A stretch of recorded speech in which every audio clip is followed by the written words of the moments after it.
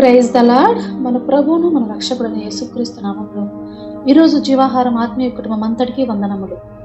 ఈరోజు జీవాహారము కీర్తనలు 34:4 వచనము. నేను యెహోవా యొద్ద విచారణ చేయగా ఆయన నాకు ఉత్తరం ఇచ్చెను. నాకు కలిగిన భయములన్నింటిలో నుండి ఆయన నన్ను తప్పించెను. హల్లెలూయా.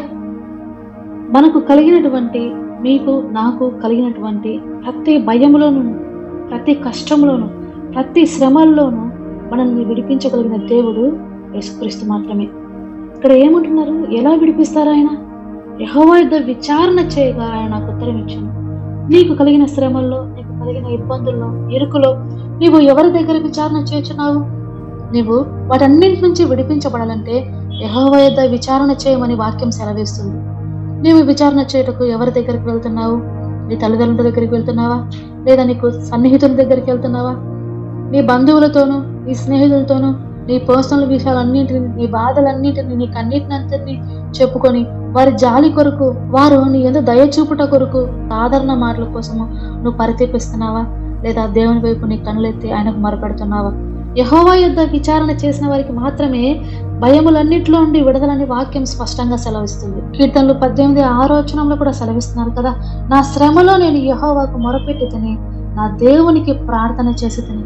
మనము దేవునికి ప్రార్థన చేయవారిగా ఉండాలి. ప్రతి ఒక్క సహోదరులు ఏ విధంగా ఉన్నారంటే, ప్రతి ఒక్కరికి పాస్టర్ అయితే పాస్టర్లకి వాళ్ళ యొక్క సమస్యలన్నింటినీ చెప్పుకొని ప్రార్థనలు చేయమని అడగడము, ప్రేయర్ రిక్వెస్ట్లు పెట్టి ఎక్కువగా వారి మీద ఆధారపడుతున్నారు. ఆ విధంగా ప్రార్థన చేసుకోవడము, ఒకరి గురించి ఒకరము విజ్ఞాపన చేసుకోవడము చాలా మంచి విషయం. అయినప్పటికీ వారికి చెప్పుట కంటే ముందుగా నువ్వు దేవుని దగ్గర సాగిలపడాలి. నీ సమస్య నీకంటే బాగుగా ఇంకెవ్వరు కూడా దేవునికి కన్వే చేయలేరు.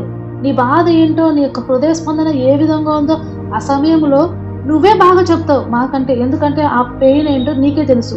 ఒక కడుపు నొప్పి వచ్చేవాడికి ఆ బాధ ఏ విధంగా ఉంటుందంటే భరించేవాడికే తెలుస్తుంది, అవతల వినే వరకు తెలియదన్నమాట. నీవైతే ఇంకా ప్రభావవంతమైన ప్రార్థన దేవునికి చేయగలవు. అది ఇంకా శక్తివంతమైనది. దేవుని సన్నిధి నుంచి నీ ప్రార్థనకు త్వరగా జవాబు వస్తుంది. నీ కన్నీటి వల్ల మనుషులు ప్రతి విషయమందును ఎదుటివారి నుంచి దయను కోరుకుంటా ఉన్నారు, జాలిని కోరుకుంటా ఉన్నారు. కాదు, మనము దేవుని దయను, దేవుని జాలిని కోరుకున్నట్లయితే ప్రతి ఒక్క బంధకముల నుంచి, ప్రతి ఒక్క కష్ట నష్టముల నుంచి మనము విడిపించగల శక్తిమంతుడు ఆయన మాత్రమే. కాబట్టి ఈ ఉదయాన్న నా ప్రభు సన్నిధికి రా. ఆయన నీ కొరకు, నీ యొక్క ప్రార్థనలన్నీ వినడానికి, నీ సమస్యలన్నీ వినడానికి ఆయన దగ్గర చాలా సమయం ఉంది. ప్రతి ఒక్కటి కూడా ఆయన నీ గురించి పట్టించుకునే దేవుడై ఉంటున్నారు.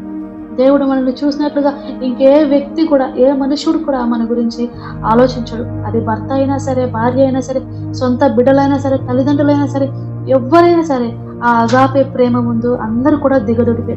ఇదిగో సౌలు మహారాజు కదా, ఆయన కలిగిన బాధలన్నింటిలో నుంచి ఫిలిష్తీయులు ఆయన మీదకి దండెత్తి యుద్ధములకు వచ్చి ఉన్నారు. దేవుడి దగ్గర విచారణ చేయాలి. కానీ ఆయనను దేవుడు ఎడబాపి ఉన్నాడు. ఎందుకంటే ఆయన మరణం వరకు తన తప్పుకు దేవుడి దగ్గర పశ్చాత్తాపడలేదండి. అంత గొప్ప అభిషేకం దేవుని దగ్గర నుంచి పొందుకున్న తర్వాత ఇశ్రాయేలీయులకు మొదటి రాజుగా దేవుడు అభిషేకించడానికి ఇష్టపడి ఉన్నటువంటి సౌలు గారు మరణం వరకు కూడా దేవుని సన్నిధిని పశ్చాత్తాపడలేకపోయాడు. ఎంత విచారకరమైన విషయము. దేవుడి దగ్గర విచారణ చేయకుండా మరణించినటువంటి సమూయేలు ప్రవక్త గారిని తీసుకుని రావడానికి ఎవరిని ఆశ్రయించాడు తెలుసా? ఎందూరులో కర్ణపిశాచము గల ఒకటి ఉన్నదని అతను తెలుసుకొని మారువేషంలో ఆవిడ దగ్గరికి వెళ్ళి సౌలు ఆత్మను రప్పించమని చెప్తాడు. సౌలు ఫస్ట్ రాజు అయిన తర్వాత దేశంలో చిల్లంగితనము చేసేవారిని, కర్ణపిశాచం చెప్పేవారిని, శోధి చేయవారిని, వీరందరినీ కూడా దేశంలో ఉండకుండా సమూలంగా నాశనం చేస్తాడు, నిర్మూలన చేస్తాడు, వెళ్ళగొట్టాడు. అది దేవుడికి ఎంతో ఇష్టమైన పనిగా దేవుడు సంతోషిస్తాడు అప్పుడు. కానీ ఇప్పుడు కర్ణపిశాచం గల ఆవిడ దగ్గరికి వెళ్ళాడు. ఎంత విచారం కదా. ఆవిడ సమూయేలు ఆత్మను పైకి రప్పిస్తాడు. భూమిలో నుంచి ఇదిగో దేవతల్లో ఒకని వంటి వాడు ముసలి వ్యక్తి బయటకు వస్తున్నాడని ఆమె చెప్పినప్పుడు సౌలు సాష్టాంగపడి సమూయేలు ఆత్మ ముందు, దేవుడు ప్రవక్తల ద్వారా, స్వప్నముల ద్వారా కూడా నాకేమీ సెలవయ్యకున్నాడని సమూయేలుతో మొరపెట్టినప్పుడు సమూయేలు ఆత్మ అంటారు కదా, దేవుడు నిన్ను ఎడబాసి ఉన్నాడు, నీకు పగవాడు కాగా నన్ను అడుగుట వలన ప్రయోజనం ఏముంది అంటున్నారు ఆయన. నిజము కదా. చాలా విచారకరమైన విషయం. ఈ దినాల్లో కూడా సజీవము గల దేవుణ్ణి వదిలివేసి సోది చెప్పు వారి గురించి, వారి దగ్గరికి, ఇంకా శకునములు చూసి వారి దగ్గరికి ఏమేమో చెప్పు వారికి వ్యర్థమైన మాటలు చెప్పే వారికి వాళ్ళకి భవిష్యత్తు తెలుసు, వీళ్ళు చెప్తున్నారు, వాళ్ళు చెప్తున్నారని ఇటువంటి వారందరినీ కూడా ఆశ్రయిస్తున్నారు. చాలా విచారకరమైన విషయం, చాలా పాపం అది. దేవుడికి అసహ్యమైన అదొక కార్యక్రమం అన్నమాట. మనము సజీవము గల దేవుని కలిగి ఉన్నాము. దేవుడు మాట్లాడే దేవుడు. మన ప్రార్థనలన్నిటికీ ఆయన ఉత్తరం ఇచ్చేవాడై ఉంటున్నాడు. కీర్తనల 116వ అధ్యాయం సెలవిస్తుంది కదా, యెహోవా నా మొరను, నా విన్నపమును ఆలకించినాడు కాగా నేను ఆయన్ను ప్రేమించినాను. ఆయన నాకు చెవి యొగ్గెను కావున నా జీవితకాలం అంతయు నేను ఆయనకు మొరపెట్టుదు. మన జీవితకాలం అంతయు మన సమస్యలన్నింటినీ గురించి మనం మొరపెడుతూ ఉంటే దేవుడు వినువాడై ఉంటున్నాడు. ఆయన మనల్ని ఏమాత్రము అలక్ష్యము చేయవాడు కాదు, మనల్ని త్రోసిపుచ్చువాడు కాదు.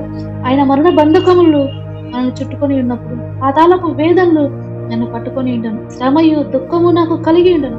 అప్పుడు యెహోవా దయచేసి నా ప్రాణం విడుకుంటుమని యెహోవా నామం బట్టి నేను మొరపెట్టి తిని. యెహోవా దయాళుడు, నీతిమంతుడు. ఆయన మన దేవుడు వాత్సల్యత గలవాడు. యెహోవా సాధువులను కాపాడువాడు. నేను కృంగి ఉండగా ఆయన నన్ను రక్షించును. నా ప్రాణమా, యెహోవా నీకు క్షేమము విస్తరింపజేయుచున్నాడు. తిరిగి నీ విశ్రాంతిలో ప్రవేశింపుము. మరణము నుంచి నా ప్రాణమును, కన్నీరు విడవకుండా నా కనులను, జారి పడకుండా నా పాదములను నీవు తప్పించి ఉన్నావు. హల్లెలూయా. ఇంత గొప్ప వాగ్దానములను దేవుడు మనకు చేసిన తర్వాత మనము ఇంకెక్కడ కూడా ఏ వ్యక్తి దగ్గర కూడా మనము వెళ్ళి మన గోడు చెప్పుకోవాల్సిన అవసరం లేదు. మన మొరను వారికి వినిపించాల్సిన అవసరం లేదు. యేసుక్రీస్తు దగ్గరికి రా. నా యేసయ్య ప్రతి ఒక్క మాట విడువాడు. ప్రతి ఒక్క సమస్యకు నీకు మార్గమును చూపువాడు. ఆయన నీకు మార్గోపదేశం చేసి నిన్ను నడిపిస్తాడు. ప్రేమైన సహోదరి సహోదర, నీ ప్రాబ్లం ఎంత చిన్నదైనా, అది ఎంత పెద్దదైనా, అది ఎంత లోతైనదైనా దేవుడు నీకు సమాధానం ఇవ్వగల సమర్థుడు. వాటన్నిటి నుంచి నిన్ను విడిపించి సమతల గల భూమిపైన నిన్ను నిలుపువాడు.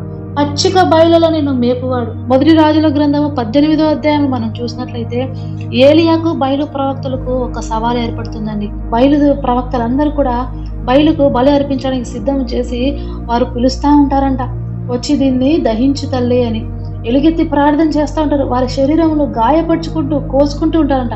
అప్పుడు ఏలియా అయితే వాళ్ళను ఎలా ఎగతాళి చేస్తారంటే, వాడు దేవుడై ఉన్నాడా, పెద్ద కేకలు వేయండి.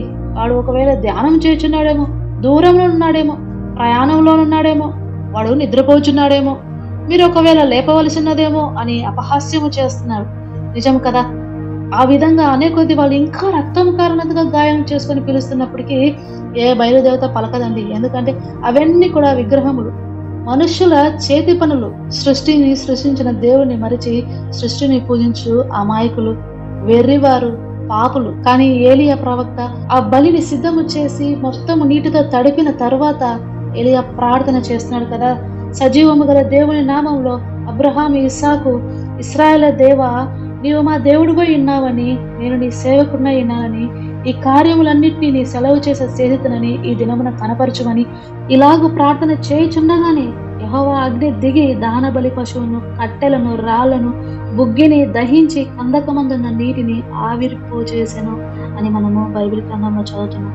ఇంత గల గొప్ప దేవుడు, ఇంత శక్తిగల నామము గల దేవుని మనము కలిగి ఉన్నందుకు జీవిత కాలము ఆయనకు రుణపడి ఉందాం. జీవిత కాలము ఆయన స్తుతిద్దాం. ఆయన కీర్తి ఎల్లప్పుడూ మన నోట ఉండగా ఆయన్ను ఎప్పుడు కూడా మనము మరిచిపోక, విడిచిపెట్టగా, నిద్రలో కూడా మనము దేవుణ్ణి స్తుతించే వారమై ఉంటున్నాం. హల్లెలూయా. కళ్ళు మూసుకుని ప్రార్థనలో ఎక్కిదిద్దాం. మహోన్నతుడా, మహాగణుడా, గొప్ప దేవ, రాజుల రాజా, మీకు వందనాలు, స్తుతులు, స్తోత్రములు. ఇదిగో ప్రభువా, నీ దగ్గర విచారణ చేసిన ప్రతి ఒక్కరికి విడుదల ఉన్నదయ్యా. కృప చూపండి. ఇదిగో నీ పాద సన్నిధిలో మోకరించిన బిడ్డ ఎవరెవరికి ఏ అవసరతలు ఉన్నాయో, ఎవరెవరు ఏ కష్టాల్లో ఉన్నారో, శ్రమల్లో ఉన్నారో ప్రభువా, అందరికంటే బాగా తెలిసిన దేవుడు మీరేనాయన. మా యొక్క హృదయంలో ఆలోచన ఉండకముందే నువ్వు ఎరిగిన దేవుడు ప్రభా. వారికి సమాధానం దయచేయండి, గొప్ప విడుదలను దయచేయండి ప్రభా. సమస్యలను, ఇక్కట్లను అన్నింటినీ ప్రభా, ఇదిగో మీరు ఆకాశం నుంచి మీ అగ్నిని పంపినైనా బూడిద చేయమని ప్రభా, ప్రతి ఒక్కరిని బలపరుస్తూ, ఆశీర్వదిస్తూ, ఈ నామంలో స్థిరపరచమని సమస్త స్తుతి, మహిమ, ఘనత మీకే చెల్లిస్తూ ప్రభును రక్షకుడైన యేసు నామములో అడిగి వేడుకొనుచున్నాను పరమ తండ్రి. Amen. God bless you all.